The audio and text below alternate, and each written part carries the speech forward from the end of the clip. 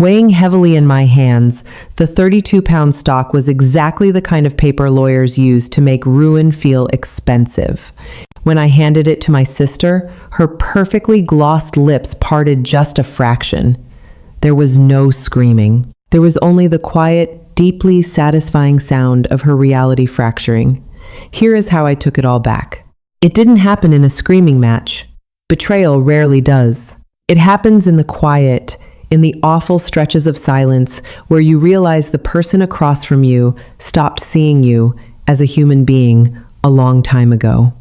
It was a Tuesday, the kind of late November Tuesday where the sky looks like bruised iron and the rain doesn't fall so much as it spits. I was in the kitchen, packing my entire life into banana boxes I'd begged off the manager at the local grocery store. They smelled faintly of rotting fruit and damp corrugated cardboard. The tape kept peeling off the wet edges. I kept pressing it down, my thumbnails scraping against the rough paper, leaving little crescents of dirt under the quick. Rachel stood in the archway of the living room. She was holding a glass of Pinot Noir. Not the cheap stuff we used to steal from our dad's liquor cabinet in high school, but something earthy and expensive that smelled like oak and entitlement. She was wearing a cashmere sweater, the color of oatmeal, looking like she belonged in a catalog for people who owned summer homes. "You don't have to make this harder than it is, Chloe," she said. Her voice was infuriatingly level, measured, like she was talking a jumper off a ledge or scolding a golden retriever for chewing a rug. I didn't look up. I shoved a stack of old paperback novels into the box, the dry, yellowed pages scraping against my knuckles. "I'm not making it anything, Rachel. I'm packing." "You missed 3 months of the property taxes," she said, taking a sip. The rim of the glass came away with a faint smudge of rose-colored lipstick. "I gave you a chance. I bailed you out. You signed the quitclaim deed.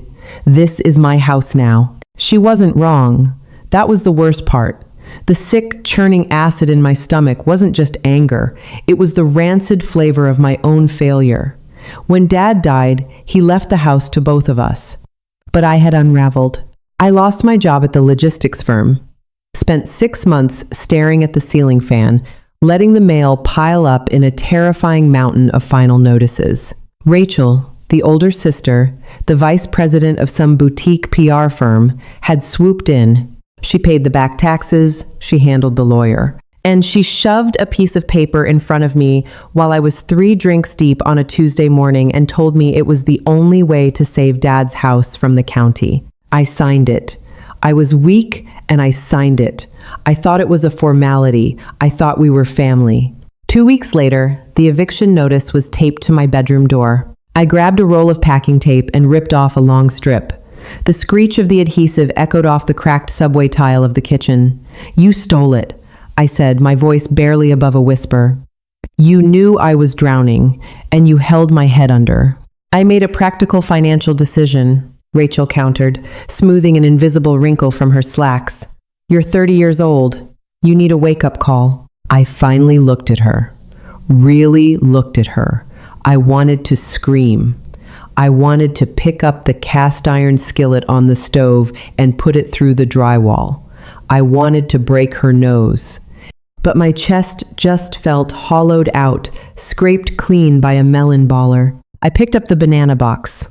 It was heavy, the bottom bowing dangerously. I walked past her, smelling the lavender detergent on her clothes and the faint, coppery scent of the wine. She didn't step back. She held her ground, forcing me to turn sideways to fit through the door. The rain hit me the second I stepped onto the porch. It was freezing, needling through my thin denim jacket. My car, a rusted-out 2012 Honda Civic, sat in the driveway. I shoved the box into the back seat, the wet cardboard immediately transferring its smell to the stale upholstery. When I looked back at the house, the porch light was off. The heavy oak front door was closed. The brass deadbolt slid into place with a heavy, metallic clack that I felt in my molars. I slept in the Civic that night, the local Walmart parking lot. The neon blue glow of the store sign bled through my rain-streaked windows. It was 34 degrees outside.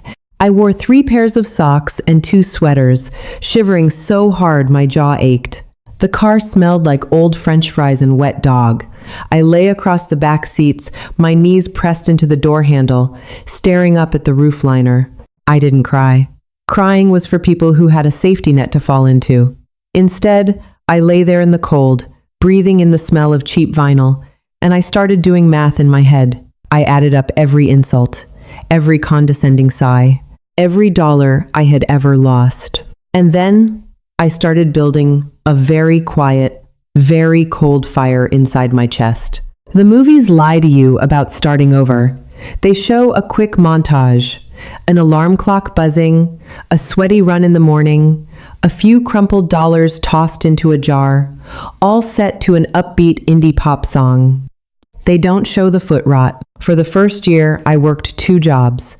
By day, I was a dispatcher for a commercial plumbing company. The office was a windowless cinder block room attached to a warehouse, reeking of PVC glue and industrial degreaser. For 10 hours a day, I sat in a broken ergonomic chair, yelling at plumbers named Gary and Steve over static-filled radios, routing them to overflowing septic tanks across the county.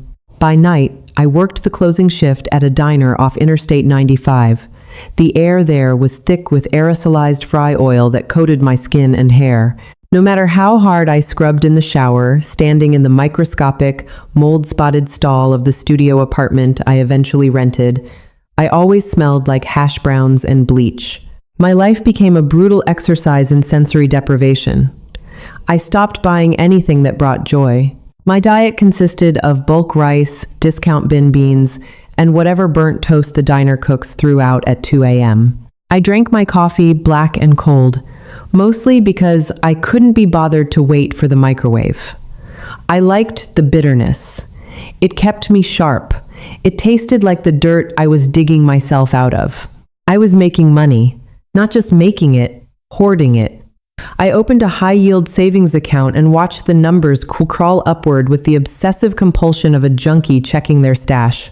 Every couple of months, I'd hear about Rachel through mutual friends or distant aunts who didn't understand the depth of our fracture.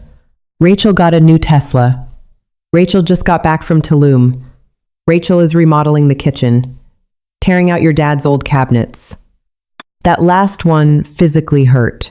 I remember standing in the break room of the plumbing warehouse, holding a styrofoam cup of tepid water, digging my fingernails into my palm until it bled. Dad had built those oak cabinets by hand. They had splinters, and the doors never shut perfectly flush, but they smelled like tung oil and sawdust.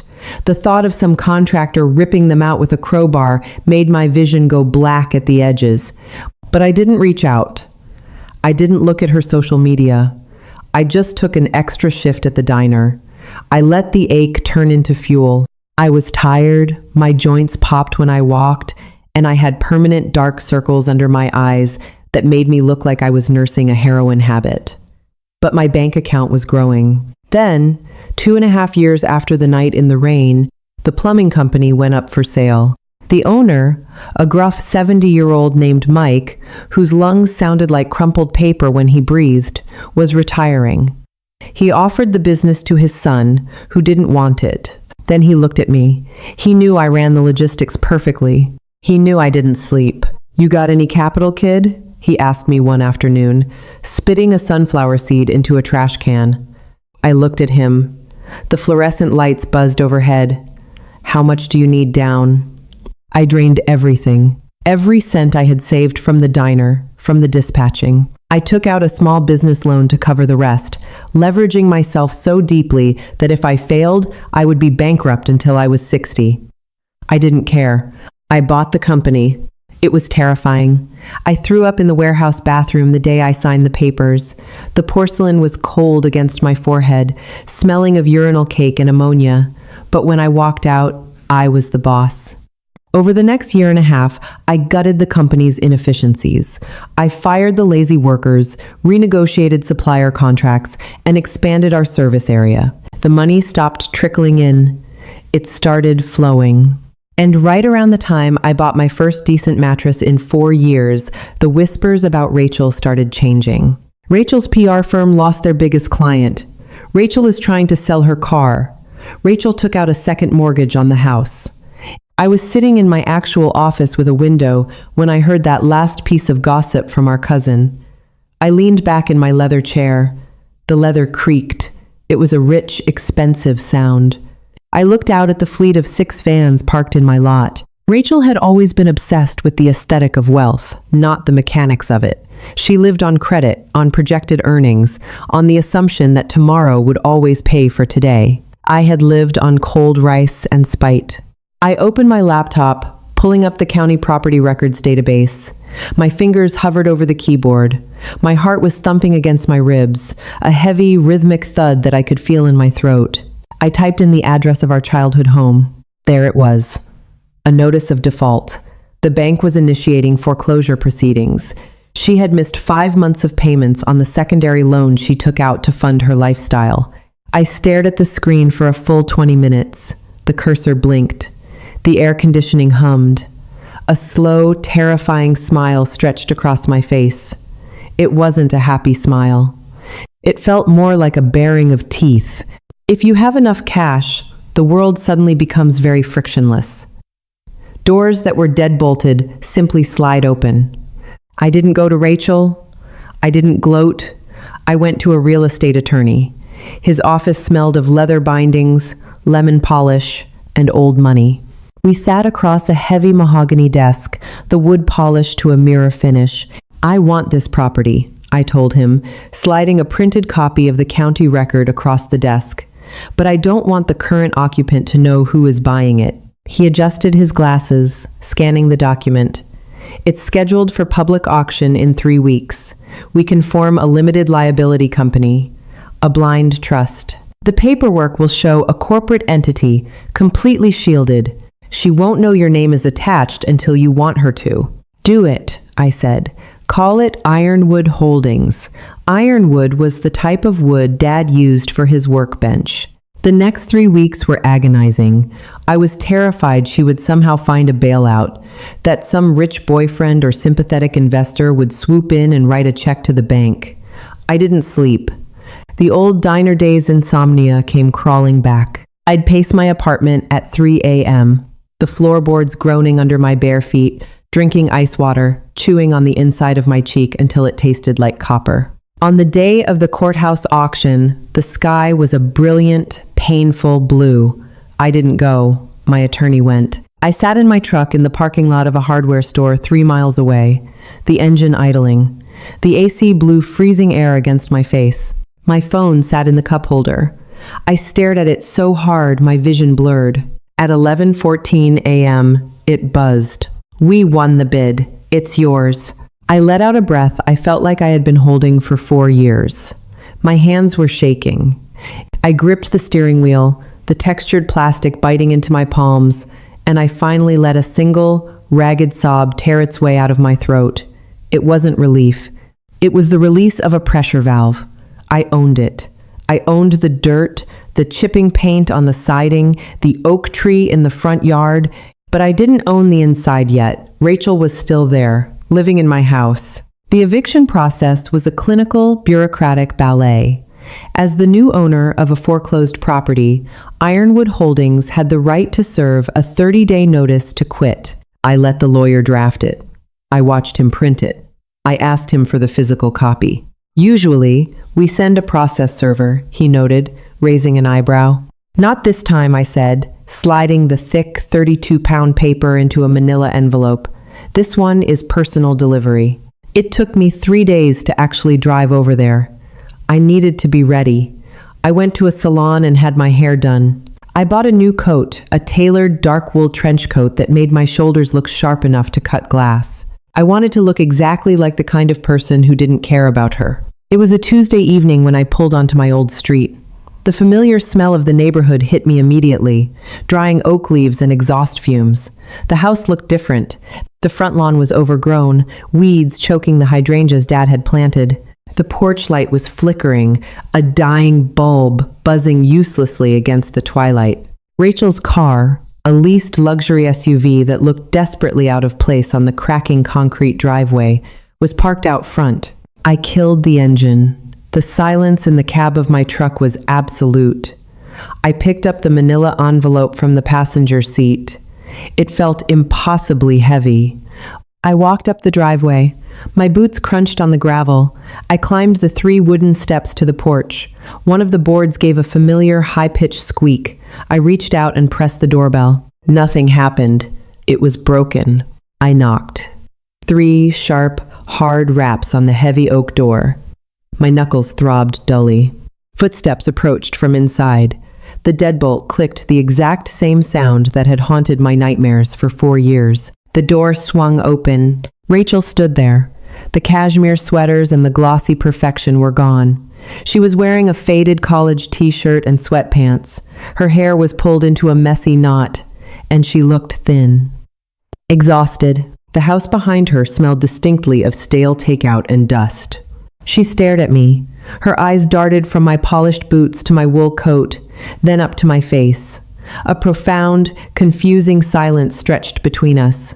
She didn't recognize the person standing on her porch. "Chloe?" she whispered. Her voice was raspy, stripped of its usual boardroom authority. "Hello, Rachel," I said. My voice was perfectly flat. I didn't feel angry anymore. I just felt cold. "What? What are you doing here?" She gripped the edge of the door. "If you're here about the foreclosure, I don't want to hear it. I'm handling it. The bank is being unreasonable, but I have a lawyer." "You don't have a lawyer," I interrupted smoothly, "and you aren't handling it. The bank sold the property at auction on Thursday." Rachel's face went chalk white. The blood just vanished from her cheeks. How do you know that?" I held up the manila envelope. The paper rasped against the heavy stock as I pulled the document out. "Because Ironwood Holdings bought it," I said, extending the paper toward her. "And I am Ironwood Holdings." She didn't take the paper. She just stared at it, her chest rising and falling in shallow, panicked jerks. No, that's illegal. You can't do that." "It's public record, Rachel. I paid cash." I stepped a fraction of an inch closer, the toes of my boots crossing the threshold. I smelled the old house air damp basement and pine wafting out.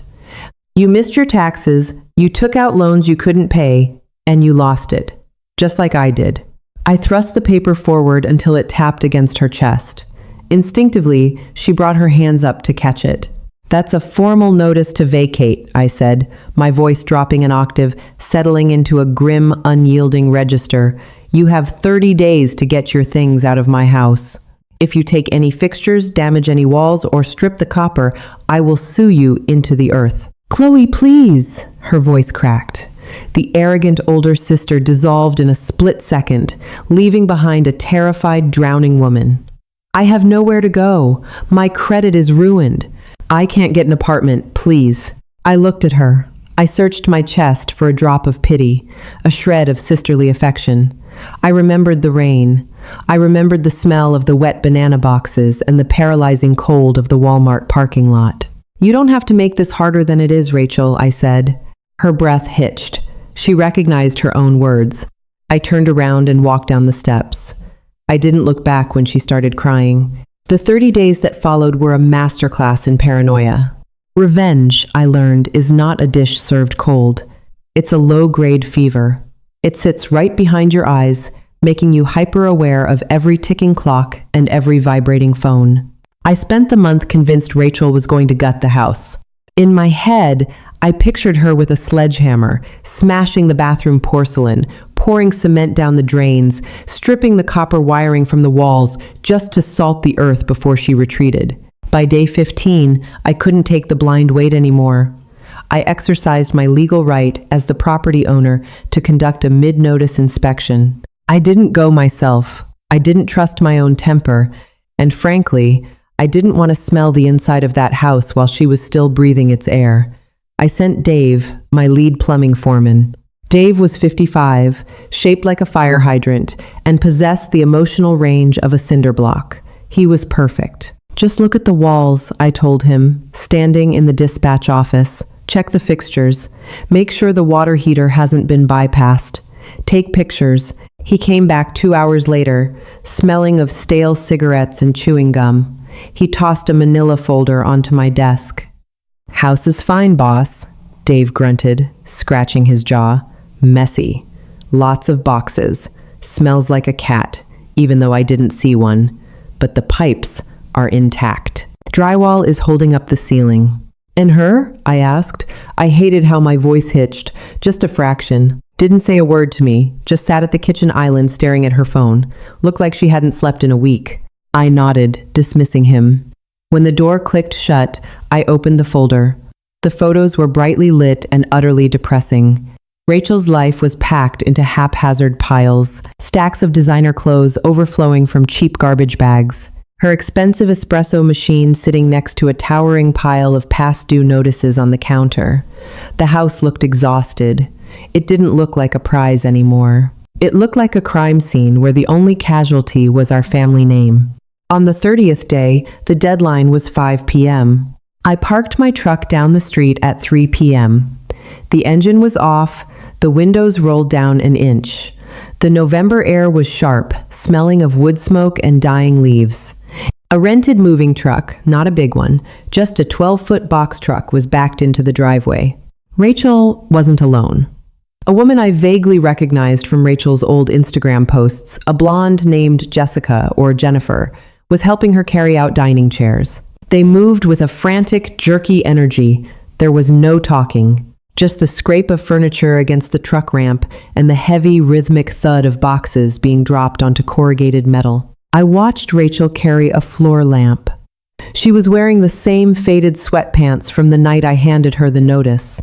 She looked frail.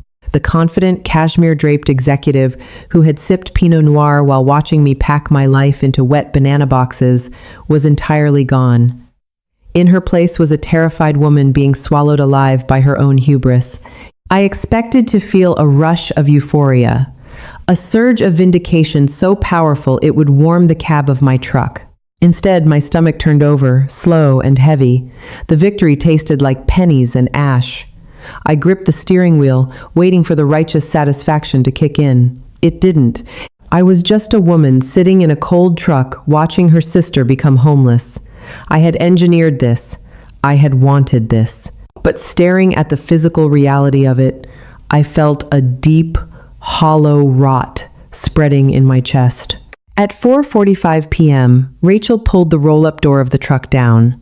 The metal slammed with a harsh, echoing bang that made me flinch. She walked back to the front porch, locked the deadbolt, and slipped the brass key under the cracked terracotta planter by the door, just like the lawyer's email had instructed. She got into the cab of the moving truck. She didn't look back at the house. The engine turned over, coughing a plume of blue exhaust into the crisp air, and the truck rattled down the street, turning the corner and vanishing from my life. I sat in my truck for another 20 minutes. The street was dead quiet. When I finally walked up the driveway, my boots felt like they were made of lead. The gravel crunched, loud and obnoxious in the stillness. I reached under the freezing terracotta planter and pulled out the key. The brass was icy against my palm. I slid it into the deadbolt. Clack. I pushed the heavy oak door open. The smell hit me first. It was a suffocating cocktail of stale air, chemical carpet cleaner, and the faint, sour tang of garbage that had sat in the kitchen bin a day too long. The house was freezing. She had turned the thermostat completely off. I stepped inside, my boots echoing off the walls. The living room was entirely bare, save for a rectangular indentation in the carpet where her overpriced sectional had sat. Dust motes danced in the fading late-afternoon light filtering through the dirty front windows. I walked into the kitchen. The refrigerator hummed, a low, rattling vibration that sounded like it was on its last legs. I ran my hand along the edge of Dad's oak cabinets. They were sticky with years of aerosolized cooking grease. The hinges on the door under the sink were broken, hanging crookedly. I opened a drawer, empty except for a few stray pennies and a dried-up rubber band. I walked down the hallway to my old bedroom.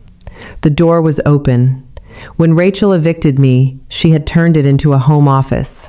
Now, it was just a square box of scuffed baseboards and nail holes where her framed degrees had hung. I stood in the center of the room. The silence was absolute. It pressed against my eardrums, heavy and aggressive. I had spent 4 years grinding my joints to dust, burning my adrenal glands out, living on spite and cold coffee, all to stand in this exact spot. I dropped to my knees. The cheap carpet dug into my skin through my jeans. I didn't cheer. I didn't smile. I put my face in my hands, breathed in the smell of dust and neglect, and I wept. I cried until my throat was raw, until my ribs ached, mourning the father who built this place, the sister I used to trust, and the 4 years of my life I had sacrificed to a cold, hard altar of revenge. You don't heal in the spaces where you were broken. You just learn to tolerate the ghosts. My first night in the house, I slept on a twin-sized air mattress in the living room. The vinyl squeaked aggressively every time I shifted my weight. The streetlights outside cast long, distorted shadows across the ceiling. I lay there under a single wool blanket, watching the shadows stretch and warp, listening to the house settle. It popped and groaned, sounding like a ship taking on water. The next morning, I woke up with my lower back locked in a spasm. I made coffee in a cheap plastic drip machine I'd brought from my apartment. I drank it standing at the kitchen window, watching the frost melt off the dying hydrangeas in the front yard. I had money now. I could have hired a crew to come in, gut the interior, and flip it into something out of a magazine within a month. But I didn't. I couldn't. I needed to bleed for it. I needed the physical exertion to burn off the residual toxicity that was humming in my veins. I started with the floors. Sometime during her brief, debt-fueled reign, Rachel had covered Dad's original hardwood floors in the hallway and dining room with cheap, gray, luxury vinyl planks. It was the color of a battleship and felt like hollow plastic underfoot. I drove to the hardware store, bought a heavy-duty pry bar, a rubber mallet, and a box of contractor bags. I started in the corner of the dining room.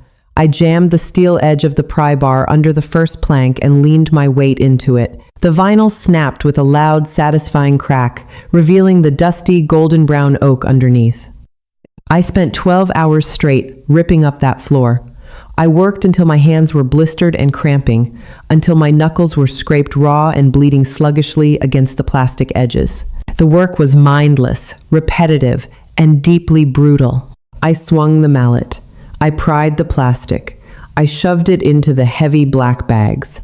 By midnight, the vinyl was gone. I sat on the floor, my back leaning against the drywall, my clothes soaked in sour sweat. The oak floors were exposed. They were scuffed, covered in patches of dried glue, and desperate for a sanding, but they were breathing again. I ran my bleeding fingers over the grain. I could faintly smell the tung oil Dad used to polish them with when I was a kid. Over the next 3 months, my life split into two distinct realities. From 6 a.m. to 4 p.m., I ran ironwood plumbing. I wore a blazer, analyzed profit and loss statements, and yelled at suppliers who tried to short our pipe orders. From 5 p.m. until midnight, I was a ghost haunting my own house. I wore paint-splattered overalls and a respirator mask.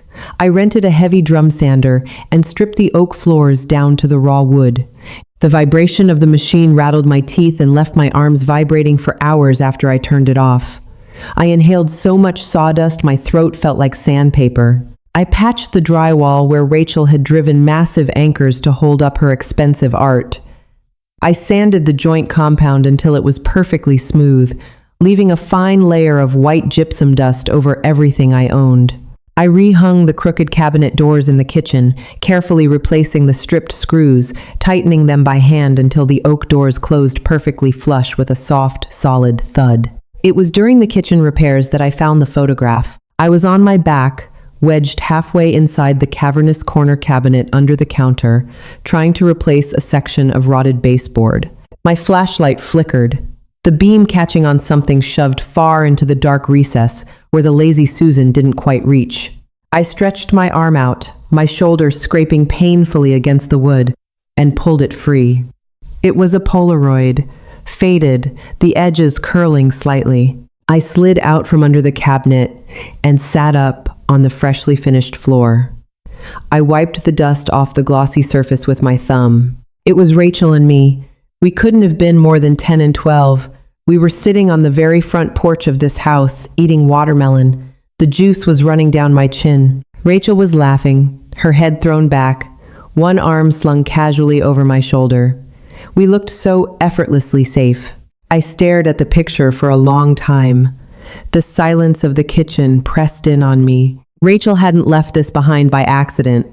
You don't shove a photograph into the deep, dead corner of a bottom cabinet unless you are trying to hide it from yourself. She couldn't bear to look at it, but she couldn't bring herself to throw it in the garbage. It was a pathetic, microscopic sliver of humanity in a woman who had otherwise let her soul calcify. I felt a sudden, sharp ache in the back of my throat. I waited for the forgiveness to wash over me. I waited for the urge to pick up my phone, dial her number, and tell her I was sorry. I waited for the movie ending where the hardened sister breaks down and invites the prodigal sibling back into the warmth. The urge never came. I didn't hate her anymore. The blazing, white-hot fury that had kept me warm in the back of my Honda Civic was gone, burned out like a spent match. But love wasn't there either. Just a deep, profound exhaustion. She had made her choices. She had looked at me, drowning in my lowest moment, and stepped on my throat. A faded Polaroid didn't erase the eviction notice. It didn't unbreak the years. I stood up. I walked over to the kitchen island. I didn't throw the picture away, but I didn't put it on the fridge either. I slipped it into the junk drawer, sliding it under a pile of loose batteries and takeout menus, and pushed the drawer shut. By the time spring arrived, the house was finished. It didn't look like a magazine cover, and it didn't look exactly the way Dad had left it. It looked like me.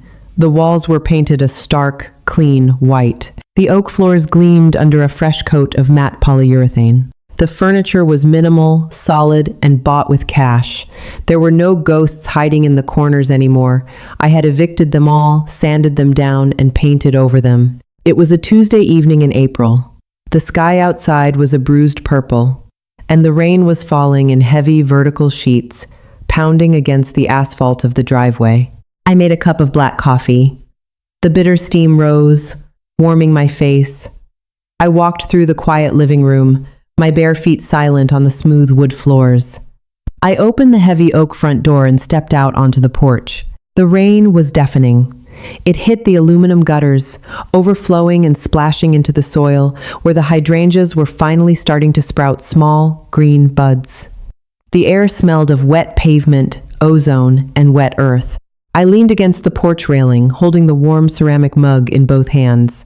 I watched a car drive past, its tires hissing on the wet street, its red taillights bleeding into the gray mist. I thought about the night I had stood on this exact porch, shivering in the freezing rain, holding a wet banana box full of paperbacks while the deadbolt locked behind me. I remembered the cold. I remembered the absolute terror of having nowhere to go. I took a sip of the coffee. It was scalding, bitter, and perfect. I was 34 years old. I owned a business that employed 12 people. I had scars on my knuckles that would never fade, and a crack in my family tree that would never mend. I was entirely, fiercely alone.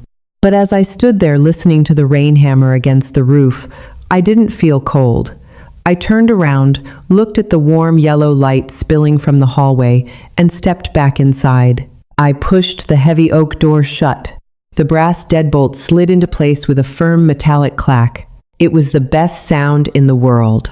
Sometimes the happy ending isn't a tearful family reunion. It's just the quiet peace of a locked door and a floor you bled to fix. Healing isn't pretty.